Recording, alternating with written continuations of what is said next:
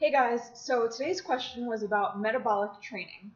So your first question is probably, what the heck is metabolic training? So metabolic training is very similar to high intensity interval training, but more with weights. So think of it as you want to have your heart rate up, but you're moving weights. So a lot of high intensity interval training exercises or routines, I guess, don't really require weight. So that's more like your, jump squats, jumping jacks, like more plyometric type movements. Whereas metabolic conditioning, metabolic training, you're moving around weights as well. So it involves total body movements, and the idea behind it is to just get as much of a calorie burn as possible in the shortest amount of time possible. So that's where you see like the CrossFit workouts. They're all metcons. That's metabolic conditioning. That's what it stands for.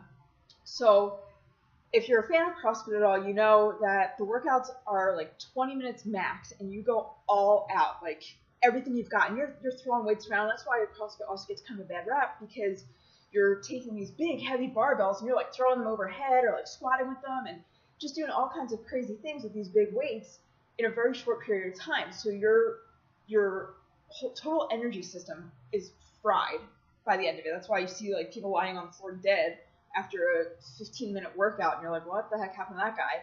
He just did a metcon and went all out with it. So in terms of kind of what I do with my clients or what you could do at home, you want to think total body movements. So this week, or starting from this week, I'm going to be talking about a different exercise each week. This week was squats.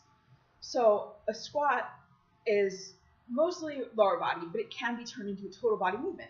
So you want to think about maybe like a squat and like holding weights here. So you squat and then you come up and you press, right? That's total body. You're working your whole lower body, and then you're going to stand it up and then do a shoulder press to get that upper body aspect in there.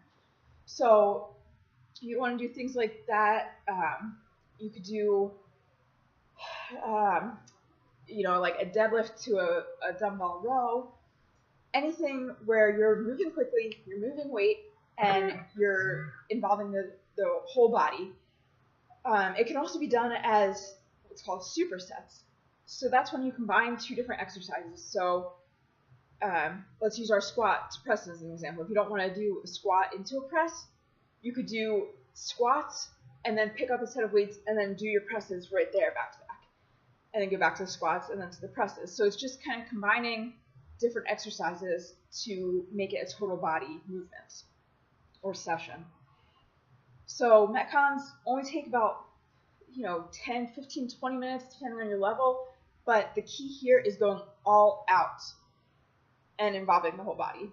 All compound movements, which is something that we'll also get into a little bit more, but compound just means movement at more than one joint. So like a squat, you have movement at your knees and at your hips.